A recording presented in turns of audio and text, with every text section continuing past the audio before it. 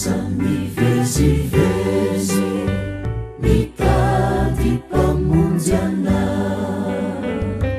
rasendrady mafy eo amin'ny fiainana aza mandany andro mikaroka iana fa ny akaik'indrindra Jesosy ilay tompona tsy lavitra anao re tsy lavitra Jesosy antsore izy zao e fa marianao tokoa antsore aza misalasala tondony le izy za indre favononizy iaino mivavaka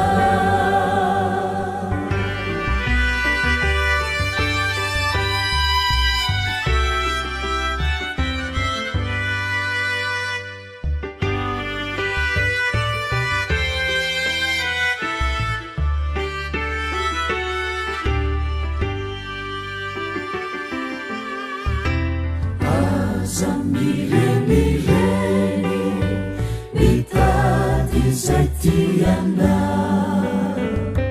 aza havezivezy mifosy fanahina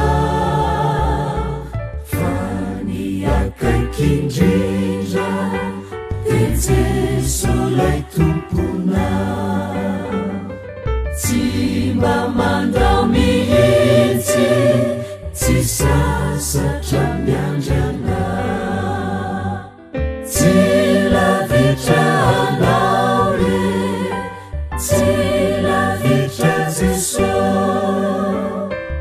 antsore izy zao e fa marianao tokoa antsore aza misalasala tondony le izy za indre favononizy iaino mivavaka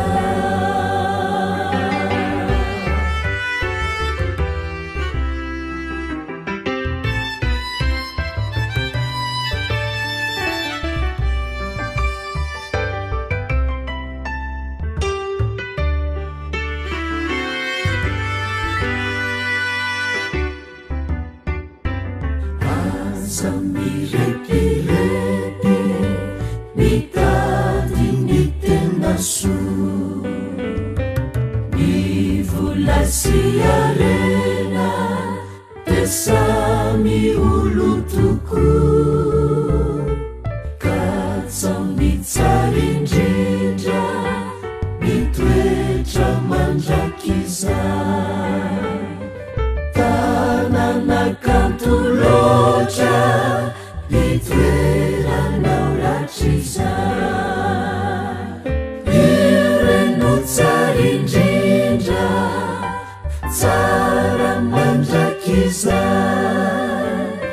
tsy mavindy ambola fa tolotry ny ray hoany rehetra mino tsy vonony bebaka de tsy mahisy adino fa samy ho sambatra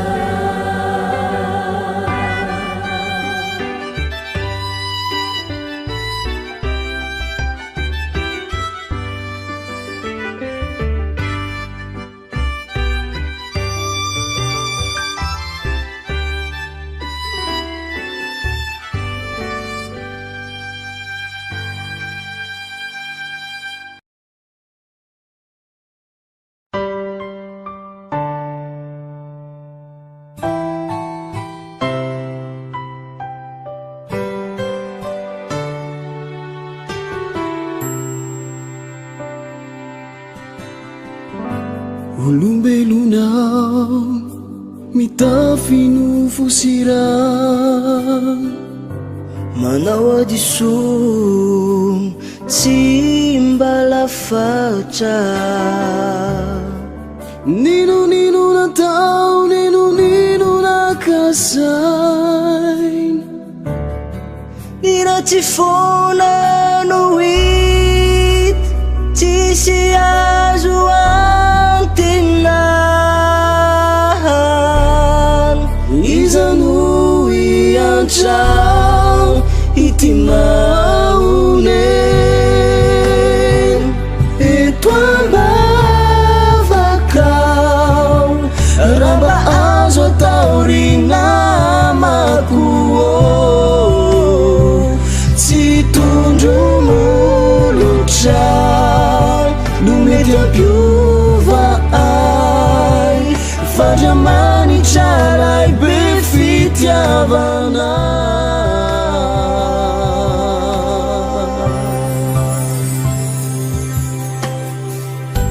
hoany andanitra no tanjona miombolana ny fifamelan no sisandrasana tiny raha isika iara-paly aminy andovilay toeranao lafatra zay tena sarobidy quando ifankaty fisika iray ao aminy eto ambavakao raha mba azo atao rinamako tsy tondro molotra no mety ampiova ay fandramanitra ray be fitiavana eto ambavakao izao ivavakao anao tsy fanenjika anay fanaratsiko ifanoana firaitanjona ko andeha ifampitrotro ambavakao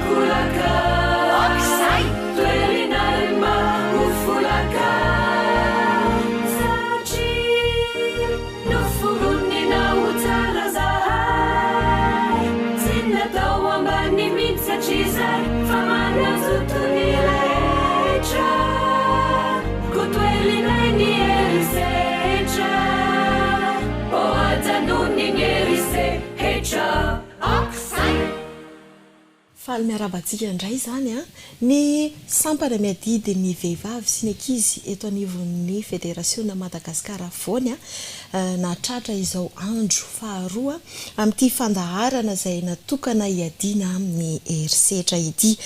Fifaliana ho anay hatrany ny manolotra anareo ny vahintsika izay hiaraka amintsika mandritra ity herinandro ity Vonina Rakotondratsimba izy dia filohan'ny fikambanan'ny mpanao gazety eo amin'izay sehatra ady amin'ny herisetra izay.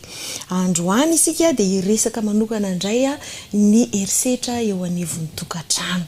Sady izay vonina Isay indrindra. Dia inona indray ary aloha no azonao lazalazaina sy horesahana indray makasika an'ity herisetra eo anivon'ny tokantrano ity. Voalohany dia miarabanao madame pasteur, miaraba ny mpijery sy ny mpiaino rehetra ihany koa manaraka izao fandahana izao. Tetsika fitinina kely aloha ilay karazany herisetra misy efatra izy herisetra aranofo, herisetra arabatana, herisetra arabola ary ny herisetra ao atokantrano. Izay indrindra ilay fandahana irahantsika amin'izao anio izao. Ity herisetra ao atokantrano ity dia olana lehibe eto Madagasikara eto, mahakasika ny fahasalamana izy io.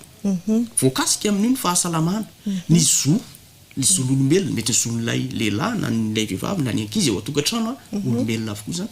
Eo ihany koa ny zo eo amin'ny fanabeazana, ny fampianarana, voakasika ny fampivoarana maha-olona. Raha fitina zany dia zao ny zon'olombelona amin'ny ankapobeny dia voatotohana rehefa misy eo ny herisetra ao amin'ny tokantrano anankiray.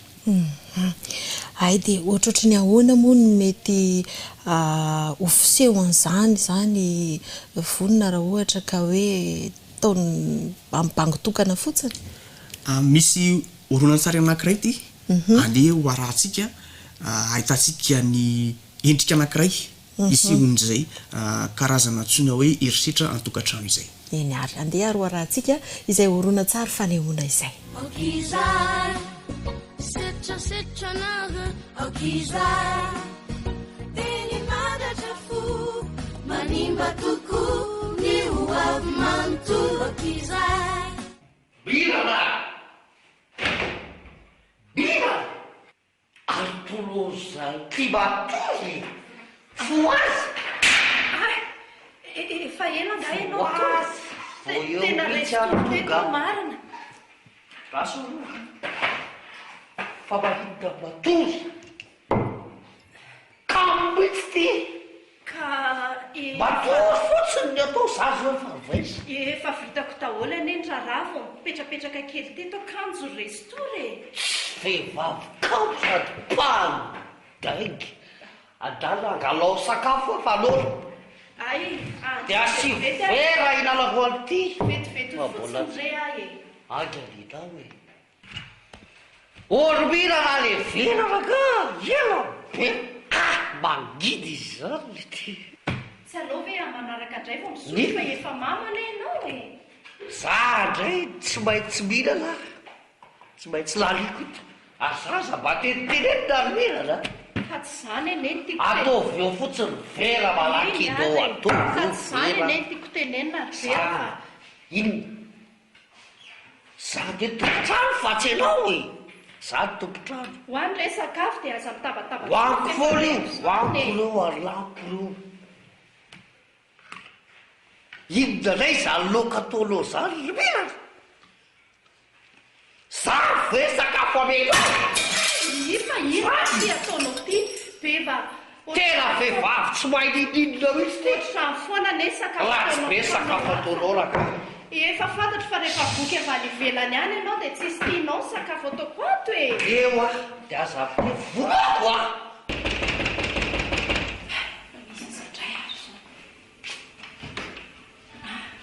manaonakindry mandrosoa dia navavao tsy izany na tabataba be tato aminareo dia tsy naharitra fa misy iny tsisy inona ka milamina tsara milamina kifa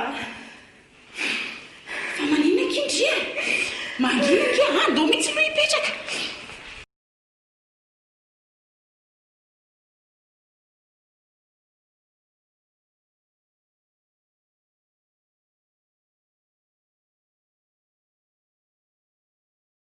iny ary le oronan-tsary vonina inandray ary no azonao ambarambara mahakasika niny seho anankiray izay mety ho hita eo anivon'ny tokantrano iny.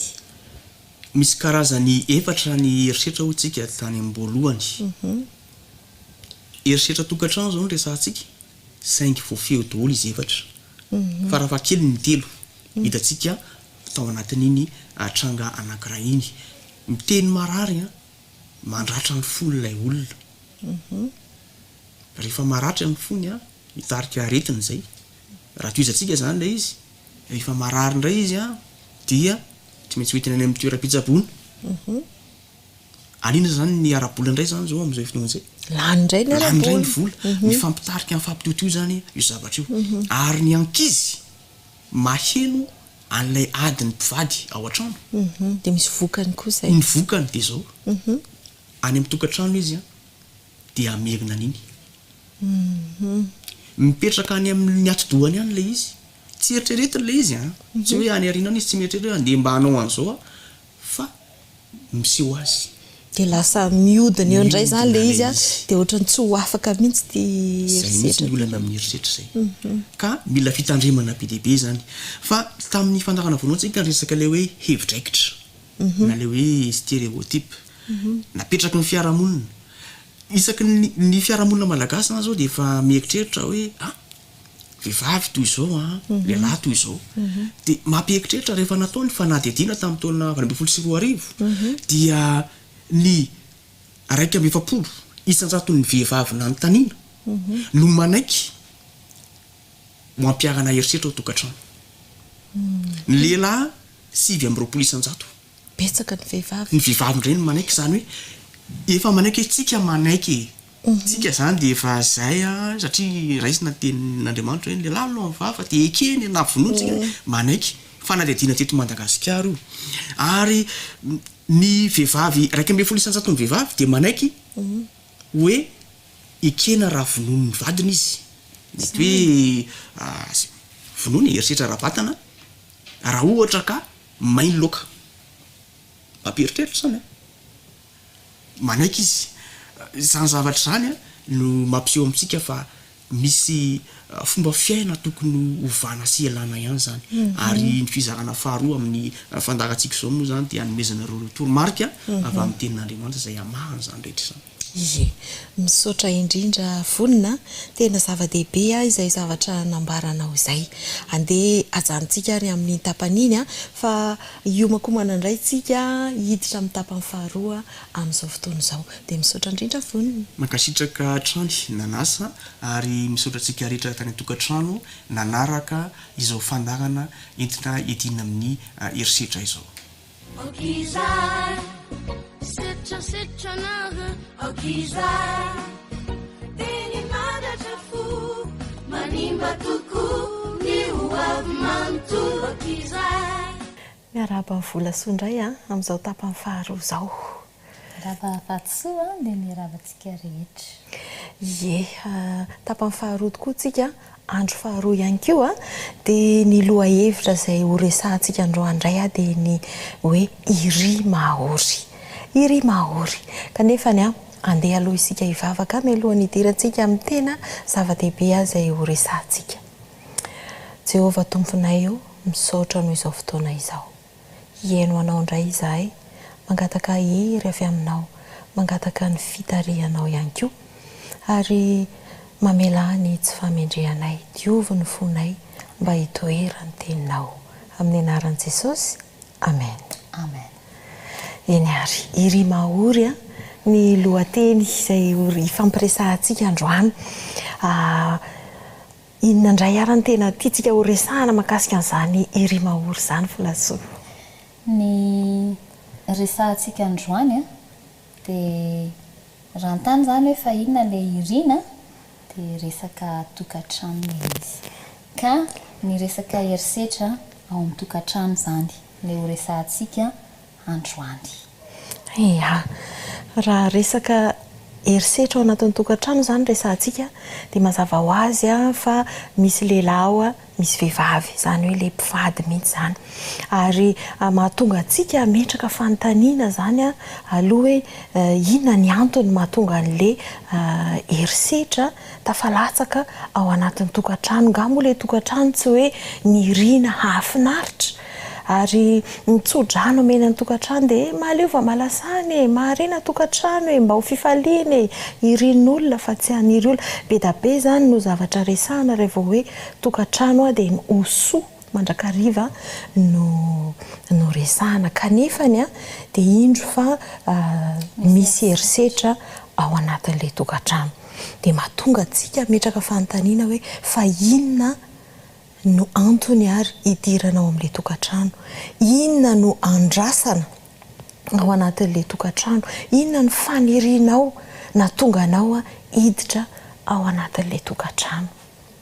Ka tsara zany faritana tsara raha ohatra zany ianao mbola tsy tafiditra anatin'ny tokantrano na efa ao anatiny koa ankehitriny dia afaka mamerina mijery hoe inona avy marina moa zany ny any tena hoe niriko, inona avy ny tanjona napetrako mba hotratrarina tao amin'ity tokantrano ity dia afaka mametraka fanontaniana amin'ny tenanao ianao hoe mba araky ny teny malagasy ve hoe ny anambady kiterahana sa anambady mba misy azo iankinana resaka vola ve zany sa resaka fananana sa resaka hoe fitiavana sa inona no antony, inona ny tanjona ny kendrenao mba hiala amin'ny fahasahiranana ve sa mba hoe tsy te anireritsony ve sa inona. Ie, satria tokoa mantsy volasoa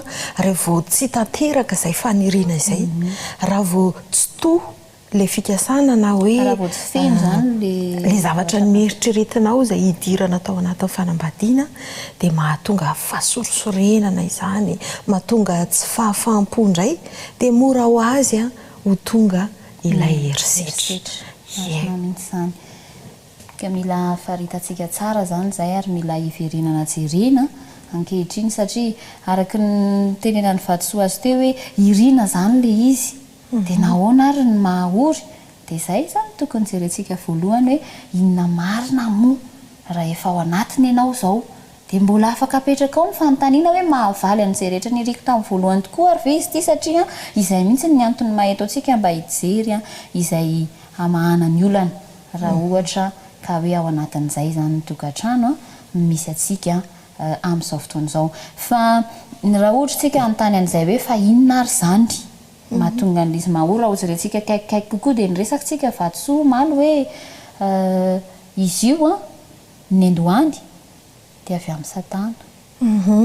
Zay mihitsy ny resantsika omaly satria satana no nanomboka nanao herisetra voalohany dia tiany zany hitoetra ao anatin'ny fotsika sy ao amin'ny fiainantsika io fomba nanombohany an'le herisetra io ka raha avelantsika ahazo vahana zany na kolokoloitsika ao anatintsika ireo toe-po izay nyresantsika omaly io dia vao maika anjaka ao anatin'ny tokantrano ny herisetra andeha nge verenantsika tany saina ireo toetra izay nahatonga azy anao herisetra dia le izy aloha araky ny resantsika dia toe-po ratsy izay nikotrehana tao anatin'ny fo dia nahitana ny avonavona ny fizahozahoana ny fanandratran-tena ny fialonana ny fitsiritana ny fanirina te anjaka na te ife dia raha vao izay zany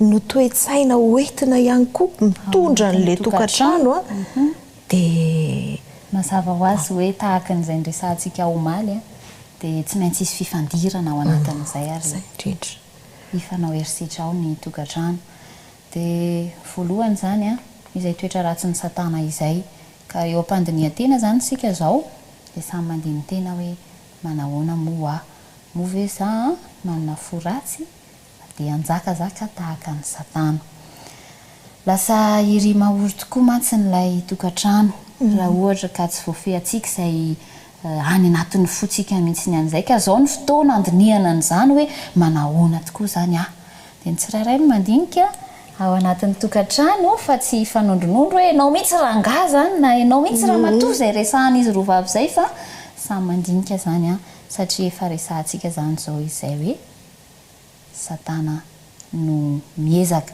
Satana no manao zay fomba rehetra mba hahatonga ny tokantrano isy an'izay fifandirana izay.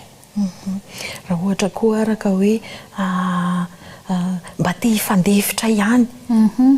Tiako tenenina mantsy zany zao dia hoe andeha ho amboarina le izy fa nefany tsy atao hoe raha ohatra ka amboarina zany dia ao zany fa tsy maintsy iafy satria olo hoe tokantrano hoe fiafiny dia lasa miova le tena tanjona ny amin'ny tokantrano satria moa Andriamanitra volasorina nanao ny tokantrano dia hafa mihitsiny no naniriny an'izany tokantrano zany fa tsy hoe tokantrano fiafiana dia ekena daholo zay zavatra manjoana atao daholo zay tiana atao ao anatin'ny tokantrano ao dia manjary mipetraka le fanontaniana hoe inona marina ary zany ny fikasan'Andriamanitra ny amin'ny tokantrano. Andriamanitra rehefa nanorina ny tokantrano dia lehilahy sy vehivavy aloha tsara zany aloha ny andritsika tsara an'izay satria isika miaraka mandinika ny baiboly eto dia izay ny araka ny soratra masina lehilahy sy vehivavy dia tsy mitovy ny lehilahy sy vehivavy kanefa izay indrindra no nidiran'Andriamanitra nitsehatra tamin'ity resaka tokantrano ity. Andriamanitra mankony nahita zany amin'izay mahasamihafa ny lehilahy sy vehivavy izay dia nahita izy hoe tsy tsara raha irery raha lehilahy tiana tenenina zany dia izay mihitsy hoe nasamihafa ary ny lehilahy sy vehivavy dia ry zareo le mifameno no nanorenan'Andriamanitra tamin'ny alalan'zareo zany ny tokantrano. Ie, andeha hotsindrintsika amin'ny toko sy andininy mihitsy zay teny izay ao am-baiboly Genesis toko 2:5 hoe ary Jehovah Andriamanitra nanao hoe tsy tsara raha irery raha lehilahy dia hanaovako vady sahaza ho azy izy. Sahaza zany hoe mpanampy tandrify izay koa moa zany no ilazany baiboly anazy dia izay aloha zany fikasana voalohany indrindra nanaovan'Andriamanitra nyity fanambadiana ity. Raha jerentsika lalindalina kokoa zay vadisoa dia hoe Andriamanitra mihitsy zany na dia hoe samihafa ary ny lehilahy sy ny vehivavy dia nataony an'izay hoe mifanandrify vady tandrify sahaza mihitsy n'izay dia zany rehefa jerentsika ny baiboly efa misy planina manokana mihitsy nanaovan'Andriamanitra nitsika io mba hifameno hoe lehilahy sy vehivavy izay niditra ao amin'ny tokantrano araka ny sitrapon'Andriamanitra dia ny soratra masina ihany no manamafy an'izany hoe Andriamanitra rehefa namorona moa zany fa tsy hoe nanorona rehefa namorona n'ilay vehivavy izay ho atao vadin'ilay lehilahy dia haitsika ny soratra masina hoe ahoana moa no namoronan'Andriamanitra azy mba hanamarina antsika an'izay hoe Andriamanitra zany tena nanao an'ilay lehilahy sy vehivavy ifameno ka nasamihafa ary sika ao amin'ny tokantrano Andriamanitra manana ny planina ny hoe mifameno ny sitrapon'Andriamanitra tsy ho Andriamanitra mihitsy naniry hoe nasamihafa ary reto dia ataoko misy fifandirana fa mifameno. Dia ao amin'ny Genesis ihany toko 2 fa ny andininy 1:20 ka hatramin'ny 7:20 dia andeha saiko vadisoa mba hitondrantsika amin'izay voalaza ao amin'izay toko sy andininy izay Genesis toko 2 andininy 1:20 ka hatramin'ny 7:20. Ary Jehovah Andriamanitra nasondry natory andra-lehilahy ka natory izy dia naka ny taolantehezana anankiray izy ka nanakombona ny nofo ho solony ary taolantehezana izay nalainy Jehovah Andriamanitra tamin-dralehilahy dia nataony vehivavy ka nentiny tany amin-dralehilahy ary hoy ralehilahy ankehitriny dia taolana avy amin'ny taolako sy nofo avy amin'ny nofoko ity dia atao hoe vehivavy satria lehilahy no nanalana azy. Eny zay ilay voalazan'ny soratra masina manamafy hoe Andriamanitra mihitsy no efa nandamina izy ity. Raha ohatra hoe tsy ahivitsika ny ao amin'ny soratra masina dia fanorenana faharoa nataon'Andriamanitra taorian'ny famoronana ny tokantrano tiako hamafisina foana zany hoe tena tsy sitrapon'Andriamanitra ny isiany herisetra satria Andriamanitra ny fitiavany dia Andriamanitra tsy hanorona zavatra isiany fifandirana zany fa izy mihitsy ny efa nandamina ny ohatra ny ampiandohana dia inotsika zany andeha ampiorenina amin'ireny finoana amin'ity andro an'ity hoe tena tsy sitrapon'ny herisetra dia andao tadiavintsika ary ny tokony atao ny vahaolana ao anatin'izany dia soratra masina ihany no hijerentsika satria Andriamanitra no nanorina azy inona ny resahany soratra masina amintsika tokony ho tsapantsika ao anatin'izay mba hampiovantsika.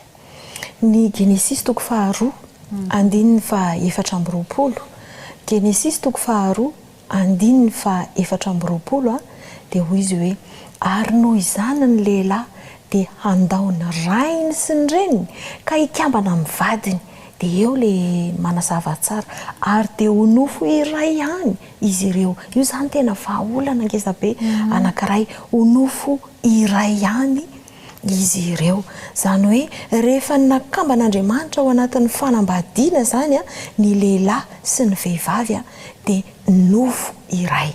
Ka tsy tokony fanilika intsony hoe ianao raha lehilahy, ianao raha vehivavy, fa efa iray ihany izy. Dia mbola mafisy ny tenin'Andriamanitra ihany koa hoe ao amin'ny Mateo toko 7 andininy fa 4. Mateo toko 7 andininy fa 4 amafisiny tsara manao hoe ka dia tsy roa intsony izy fa nofo iray ihany. Koa amin'izany izay nampiraisin'Andriamanitra dia aoka tsy ampisaran'olona. Rehefa voaraintsika tsara zany izay dia hitantsika fa misy vahaolana ngezabe sahady hoentin'izay tenin'Andriamanitra izay hoe nofo iray. Resy lahatra tsara amin'izay isika hoe ray ihany. Ray ihany, za ihany le vadiko dia izy ihany za. Dia ny soratra masina miresaka amintsika vadisoa ao amin'ny Romana toko 12 andininy fa 10. Romana toko 12 dia andininy fa 10 manoloanan'izay hoe fiarahamonina naorin'Andriamanitra ho an'ilay lehilahy sy ilay vehivavy niditra amin'ny tokantrano izay dia izao ilay voalaza hoe mifankatiava araka ny fifankatiavan'ny mpirahalahy mitary lalana amin'ny fifanomezam-boninahitra. Ao zany ilay mifankatia matoa ny fanaiky hiditra amin'ny tokantrano aloha zany amin'ny ankapobeny fa misy tapany faharoa hoe mitary lalana amin'ny fifanomezam-boninahitra. Ka amin'ny zavatra rehetra zany satria tenako ihany koa ilay tena ny vadiko dia tsy tiako ve ny amin'ny voninahitra ny tenako ohatra dia ohatr'izay koa ilay vadika. Misy andininy manome antsipiriany azontsika raisina an'izay hoe lalana mitarika ao amin'ny fifanomezam-boninahitra izay ao amin'ny soratra masina andeha resahantsika zany mba ho raisiny tsirairay aloha hery amin'ity hariva ity. Ohatra fotsiny resahantsika ny ao amin'ny Efesianina. Efesianina toko 5 andininy fa 7. Efesianina toko 5 andininy fa 7. Fa tsy mba nisy olona tsy tia ny nofony, zany hoe nofo iray zany zao ny resahantsika, fa tsy mba nisy olona tsy tia ny nofony fa mamelona azy dia tahaka ny Kristy amin'ny fiangonana. Ny tsika zany zao raha izaho dia za ve dia hamono ny tenako fa mamelona ny tenako tsy misy olona ozy izy ka tsy tia ny nofony. Dia amafisina ihany ny ao amin'ny andininy fa 7 amin'ny toko sy andininy ihany. Efesianina toko 5 andininy fa 7 izay teo ambony teo ihany. Dia ozy izy hoe dia tahaka izany koa ny lehilahy dia tokony ho tia ny vadiny tahaka ny tenany ihany. Izay tia ny vadiny dia tia ny tenany. Izay ny tena mahazava-dehibe nanaovan'Andriamanitra n'ity hoe nofo iray ity. Dia ohatrany hoe tenanao ihany zany ilay ankilany dia tokony ho tia ny tenanao zany ianao, tsy hoe tia tena akory fa tia ny tena. Dia izay tia ny vadiny ozy izy dia tia ny tenany. Zava-dehibe mihitsy zany ny fahafantarantsika an'izay. Ka hitantsika tsara zany izay fa hoe nofo iray zany ilay mpivady. Dia rehefa tena tafalatsaka ao am-potsika zany tena maharesy lahatra antsika dia mazava ho azy hoe tsy hanao izay tsy mety amin'ny tenanao ianao. Inona ny tianao atao amin'ny tenanao hanolorana fitiavana, mazava ho azy dia atao amin'ilay vady zany. Ianao ve tia tabatabaina? Dia aza atao zany ilay izy. Ianao ve tia tolorana zavatra mahafinaritra anao dia ataonao amin'ilay tenanao dia ilay vadinao zany. Ka rehefa tafalatsaka ao am-posy ao an-tsaintsika tsara zany dia inona hoe tsy fampikitrana zany ao tsy isy fifandirana. Ny tenin'Andriamanitra ny tena miantso manokana mihitsy ny tsirairay. Andriamanitra tena manindry mihitsy ao amin'ny soratra masina hoe ianareo lehilahy, ianareo vehivavy. Andeha ho jerentsika mihitsy zany toko sy andiny zany androany satria tsy ho tataraina fotsiny fa ho jerentsika ao amin'ny soratra masina mihitsy izay tena tenenin'Andriamanitra mba hahatonga an'ity tokantranontsika ity tsy ry mahory fa tanteraka ny sitrapon'Andriamanitra ho antsika. Ny Efesianina toko 5 andininy 5:20. Efesianina toko 5 andininy 5:20 dia miresaka ny amin'ny lehilahy izy aloha. Ny anareo lehilahy tiava ny vadinareo dia tahaka ny tiavan'i Kristy ny fiangonany ka nanolorany tenany hamonjy azy. Ny fitiavana zany anisan'ny zava-dehibe hoentin'ny lehilahy ao an-tokantrano ary resaka ho an'ny vehivavy ihany koa izy. Ny Efesianina toko 5 andininy 2:20 dia hoe ianareo vehivavy. Efesianina toko 5 andininy 2:20. Ianareo vehivavy ozy izy manekeny vadinareo tahaka ny nanekena ny tompo. Ny tompo raha jerentsika dia tsy hanao zavatra ratsy amin'ny fiangonana zany mihitsy izy. Raha maniraka ny fiangonana izy tsy hampanao zavatra izay tsy sitrapon'Andriamanitra izy. Dia misy fifankatiavana sy fifanekena zany ao anatiny. Dia tiako veren'Andriamandeha ilay nresahan'ny volasoa teo hoe raha zavatra tianao ataonao amin'ny tenanao zany dia ataovy amin'ilay hafa. Zay koa zany ilay izy. Raha tianao no tambatambazina sy anaovana teny mora amin'ny tenanao dia satria ianao sy izy raha ihany dia ahoana zany? Dia ataonao zany izay tenanao. Fa tsy hoe rehefa te zavatra tsara anao dia kitrakitrainao izy mba zahoanao zavatra tsara satria mivaly kidrakidra indray izay rehefa avy eo. Dia ny tena tsara ho tsapantsika dia hoe arak'ilay nitenenina teo hoe ny ohatra ny raisin'ny soratra masina zany tahaka an'i Jesosy amin'ny fiangonana. Dia raha Jesosy zany tiantsika dia araka ny ilazany vadisoa azy teo izy tsy fantatritsika ny fanehoan'i Jesosy fitiavany. Tsy vola nisy olona sahiteny hoe za tsy tiany Jesosy dia tena nampijaliany mihitsy tsisy hanao an'izany fa Satana no manisy herisetra eo amin'ny fiainantsika. Ka raha ohatra ny Jesosy zany isika dia tia tahaka azy. Jesosy anie no efa niaran'ny herisetra hoe mafy indrindra kanefa nanolotra fitiavana izy ary nanekeny ny herisetra teo amin'ny fiainana tamin'izy tonga olombelona ary dia noho ny fitiavany antsika olombelona. Ka raha ohatra zany isika mahatsiaro marary dia Jesosy mahatsiaro an'iny koa. Tiana tenenina hoe andehantsika anao tahaka an'i Jesosy. Dia fantatritsika hoe raha te hitovy aminy dia ny firesahana aminy, ny fangatahana azy mba ho ao amintsika, izy no anovany fosiny rehetra. Fa ny soratra masina dia mazava ny teniny ny amin'izay resaka fanambadiana izay hoe nofo iray ihany ny tenanao raha tianao dia ataonao amin'ilay tenanao ilany, ilay nofinao ihany. Andriamanitra no nanorona an'io dia Andriamanitra tsy hanorona an'io ratsy. Ary misy andininy anankiray ary tena mivantana be mihitsy ny vadisoa ao amin'ny soratra masina izay tsara mihitsy ihany koa resahana eto mba ho hitan'ny rehetra hoe ay ve voasoratra ao mihitsy zany ao amin'ny tenin'Andriamanitra ao misy an'io toko sy andininy io dia andao zaraina amintsika mihitsy ilay izy. Ny mpitsara toko 5 andininy 5 sy ny 10 tapany voalohany io no raisitsika. Mpitsara toko 5 dia ny andininy 5 sy ny 10 tapany voalohany. Andeha ho vakitsika dia arao tsara ngely izy ozy izy hoe miravoravo amin'ny vady malalanao amin'ny andro rehetra mandalo foana. Mandalo ny fiainantsika eto ambonin'ny tany. Tsy fantatra hoe roviana dia tsy hita ilay ankilany.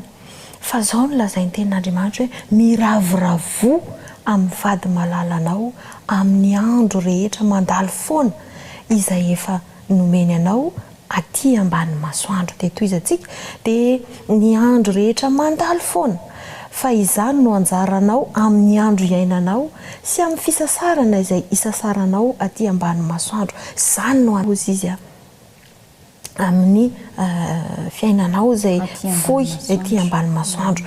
Dia toizana ilay vaky teny hoe izay rehetra azon'ny tananao atao dia ataovy amin'ny herinao. Izany hoe izay azony tananao atao ho an'ilay vady malalanao izay anananao anazy amin'ny fotoana fohy mandalo foana eto amin'ity tany ity dia ataovy amin'ny herinao. Fa raha ohatra ka ohatran'izay ny fomba hifampitondrantsika ao an-tokantrano dia ho foana ho azy ny herisetra. Izay mihitsy vadisoa andeha zany amin'ity hariva ity dia hiaraka hanapa-kevitra isika, hiaraka andinika ao an-tokantrano hoe manahoana.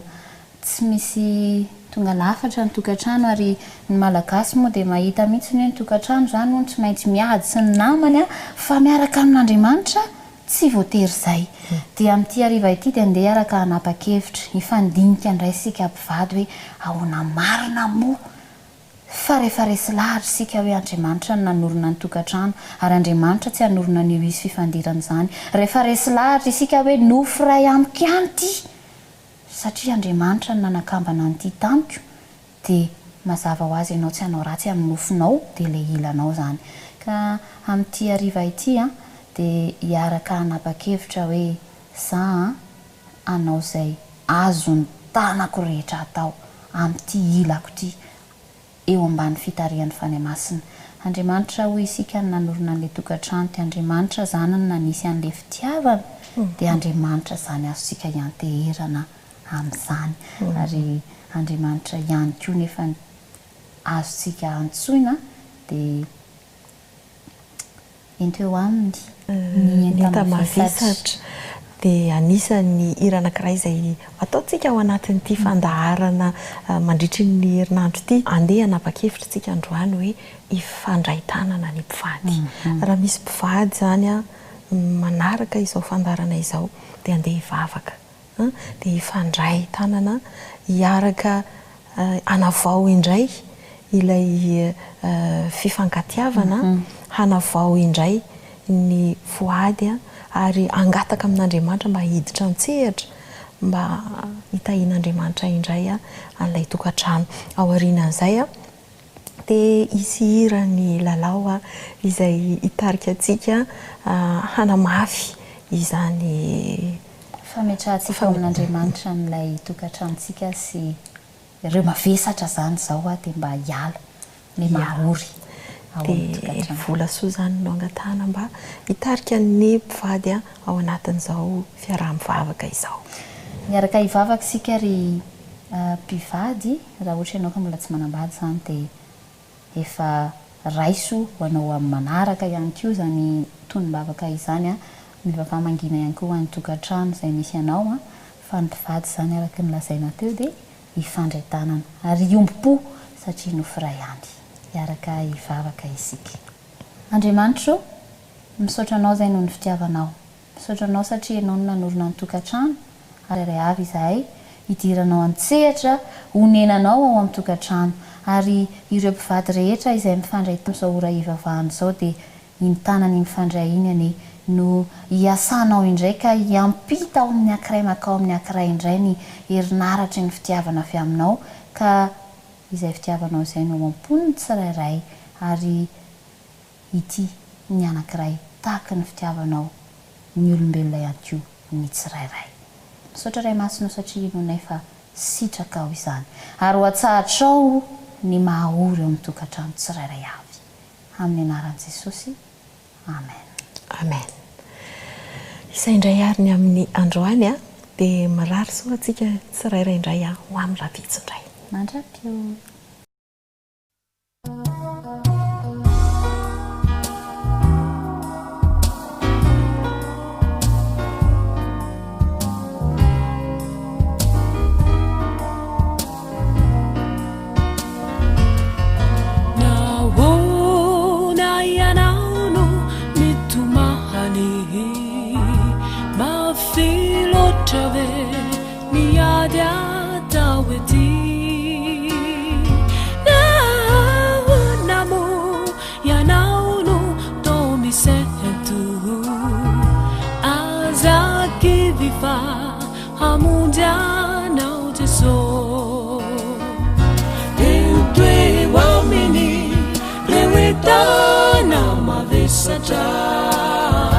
Viziane male mi fanai si mba miavonao apo apetraoeoa minikoreo debideby zay mahazo anao fa mora fanay tianao Jeso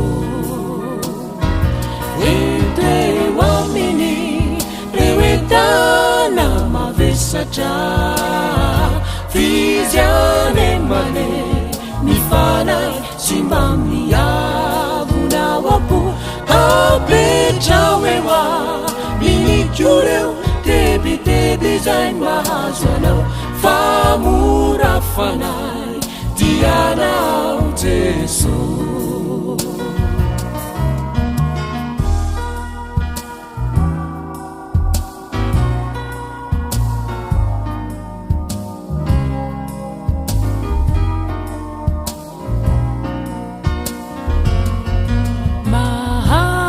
mahakivianao ve ny fiainanao sarundrauna ni awampunao mahazina fuku ni lala na halehanao azakivifa hamujanao Jeso entwe wamini rewetana mavesatra vizyane male mifanay sy mba miavonao apo apetraoeoa minikoreo debideby zay mahazo anao fa mora fanay tianao Jeso enteo aminy reo entana mavesatra